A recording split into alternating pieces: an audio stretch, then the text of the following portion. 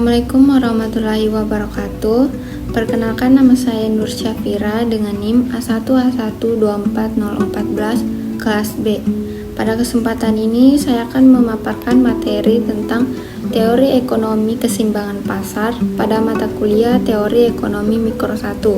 Materi ini membahas bagaimana harga dan jumlah barang terbentuk di pasar melalui interaksi permintaan dan penawaran. Baik, langsung saja kita masuk ke materi yang pertama, yaitu latar belakang. Kegiatan ekonomi melibatkan interaksi antara konsumen dan produsen dalam memenuhi kebutuhan melalui mekanisme pasar.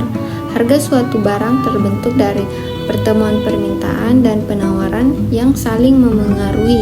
Namun, pasar tidak selalu berada dalam kondisi seimbang karena dapat terjadi surplus atau shortage. Selain itu, kebijakan pemerintah seperti pajak dan subsidi turut memengaruhi keseimbangan pasar.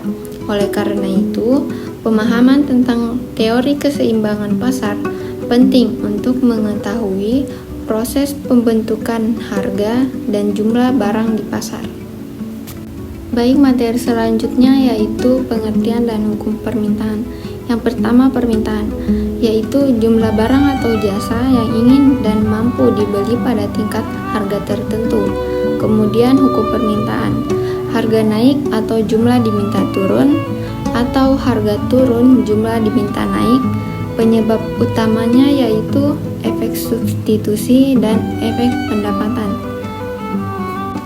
Jadi, permintaan adalah jumlah barang atau jasa yang ingin dan mampu dibeli konsumen pada tingkat harga tertentu.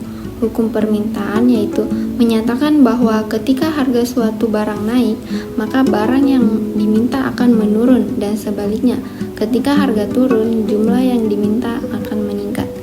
Hukum ini dipengaruhi oleh dua faktor utama, yaitu efek substitusi dan efek pendapatan.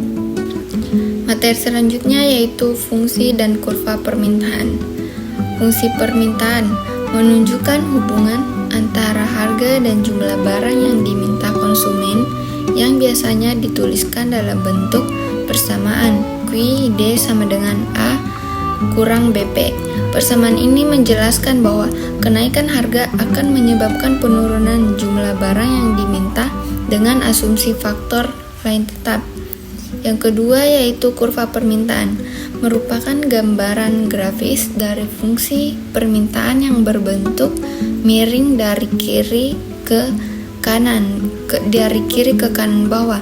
Kemiringan ini menunjukkan adanya hubungan negatif antara harga dan jumlah barang yang diminta oleh konsumen. Baik, selanjutnya yaitu ada penawaran dan kurva penawaran. Penawaran adalah jumlah barang yang bersedia dan mampu dijual oleh produsen pada berbagai tingkat harga. Yang kedua ada hukum penawaran, menyatakan bahwa semakin tinggi harga suatu barang, maka semakin besar jumlah barang yang ditawarkan. Kemudian ada kurva penawaran. Kurva penawaran berbentuk miring ke atas yang menunjukkan hubungan positif antara harga, jumlah barang yang ditawarkan, serta dipengaruhi oleh biaya produksi, teknologi, dan jumlah produsen. Selanjutnya yaitu keseimbangan pasar. Keseimbangan pasar terjadi ketika jumlah barang yang diminta oleh konsumen sama dengan jumlah barang yang ditawarkan oleh produsen pada suatu tingkat harga tertentu. Pada kondisi ini, tidak terdapat kelebihan permintaan maupun kelebihan penawaran, sehingga harga cenderung stabil. Keseimbangan pasar ditunjukkan oleh titik perpotongan antara kurva permintaan dan kurva penawaran. Jika pasar berada pada titik ini, maka tidak ada dorongan bagi harga untuk naik atau turun karena kebutuhan konsumen dan kemampuan produsen sudah terpenuhi secara seimbang. Jadi, permintaan adalah jumlah barang atau jasa yang ingin dan mampu dibeli konsumen pada tingkat harga tertentu.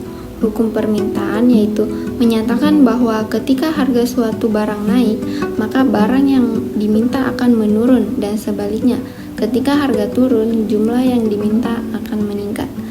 Hukum ini dipengaruhi oleh dua faktor utama, yaitu efek substitusi dan efek pendapatan. Kemudian ada surplus dan shortage. Yang pertama, surplus. Surplus atau kelebihan penawaran terjadi ketika harga pasar berada di atas harga keseimbangan. Pada kondisi ini, produsen menawarkan barang dalam jumlah yang lebih besar, namun konsumen hanya mampu membeli dalam jumlah yang lebih sedikit. Akibatnya, barang tidak terjual seluruhnya dan menumpuk di pasar.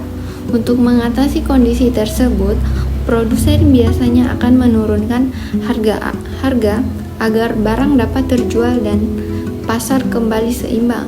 Yang kedua yaitu shortage. Shortage atau kelebihan permintaan terjadi ketika pasar berada di bawah harga keseimbangan. Konsumen ingin membeli barang dan jumlah yang besar, namun produsen hanya mampu menyediakan sedikit barang. Hal ini menyebabkan kelangkaan barang di pasar. Akibat adanya persaingan antar konsumen, produsen terdorong untuk menaikkan harga hingga jumlah permintaan dan penawaran kembali seimbang. Selanjutnya yaitu materi perubahan keseimbangan pasar. Ada 4. Yang pertama, permintaan naik atau harga dan jumlah naik. Yang kedua, penawaran atau harga naik, jumlah turun. Yang ketiga, permintaan dan penawaran naik, jumlah pasti naik, harga tidak pasti. Yang keempat, pergeseran terjadi karena faktor non-harga. Perubahan keseimbangan pasar. Perubahan keseimbangan pasar terjadi akibat pergeseran kurva permintaan atau kurva penawaran yang disebabkan oleh faktor non-harga. Jika permintaan meningkat, maka harga dan jumlah barang keseimbangan akan naik. Jika penawaran menurun, harga akan naik, sedangkan jumlah barang akan menurun. Apabila permintaan dan penawaran sama-sama meningkat, maka jumlah barang yang berdagangkan pasti bertambah. Namun perubahan harga tidak dapat ditentukan secara pasti. Perubahan ini menunjukkan bahwa keseimbangan pasar bersifat dinamis dan dapat berubah sesuai kondisi ekonomi.